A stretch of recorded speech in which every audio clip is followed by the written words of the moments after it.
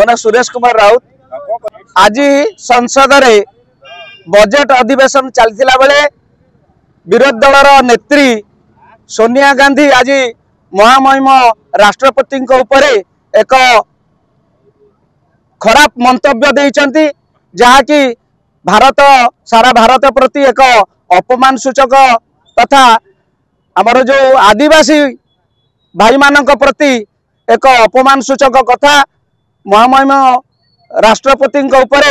सोनिया गांधी कहले poor lady बोली कही उच्चारण करचंती जे कि भारतर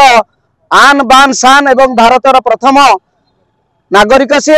तेणु ए प्रकार जो अपमान सूचक कथा यह कांग्रेसर चिराचरित चरित्र अटे। तेणु सर्वदा सी आदिवासी एवं एससी कम्युनिटी विरोधी तेणु मिछरे खाली कही होउची जे भारत रे आमे एमानकर समर्थक किंतु जने आदिवासी महिला भारतर सर्वोच्च